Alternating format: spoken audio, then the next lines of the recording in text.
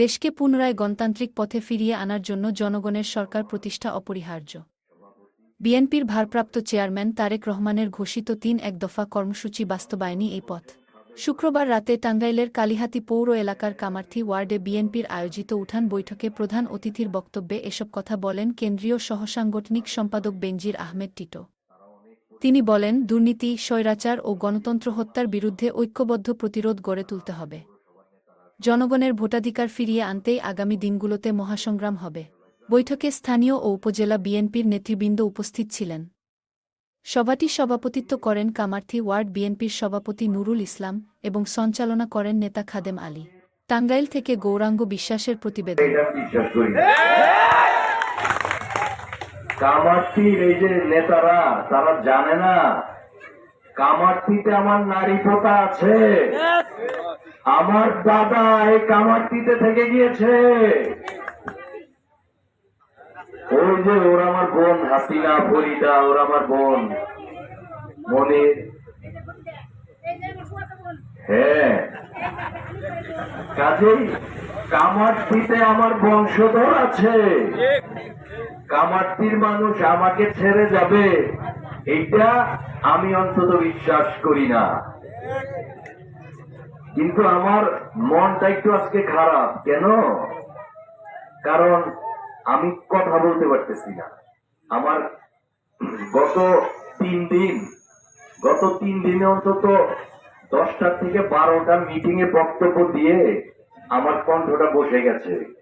কাজে কামার্থীর মানুষের কাছে যে প্রাণ খুলে জোরে জোরে চিৎকার করে করে কথা বলবো, আবেগ প্রকাশ করব, ভালোবাসা প্রকাশ করব, এটা করতে পারতেছি না। এই জন্য আমার মনটা ভালো না। আমি এটা চাচ্ছিলাম অবশ্যই কামার্থীতে আরো প্রোগ্রাম করতে হবে, আমার উঠান বৈঠক করতে হবে, আমার আরো কাছাকাছি বসে বসে কথা বলতে হবে, নইলে আমার মনের এই আবেগ মিটবে না। আমি রাজনীতি করি ছোটবেলা থেকে।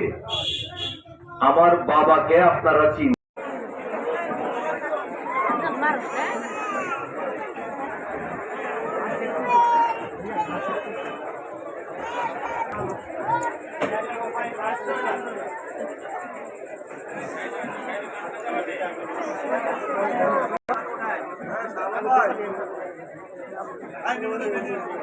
আচ্ছা,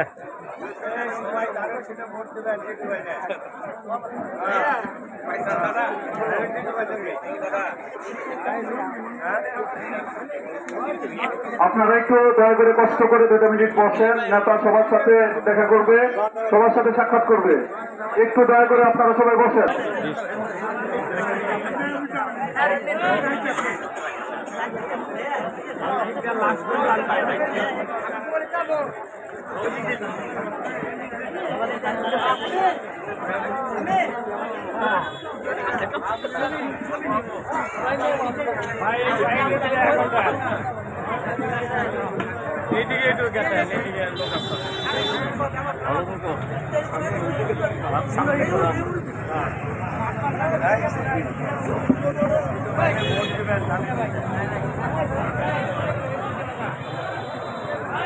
দয়া করে রাস্তাটা আমরা ক্লিয়ার করে দেই, গাড়ি যাওয়ার সুযোগ করে দেই। ভাইরা আমার, দয়া করে আমরা রাস্তাটা ক্লিয়ার করে দেই।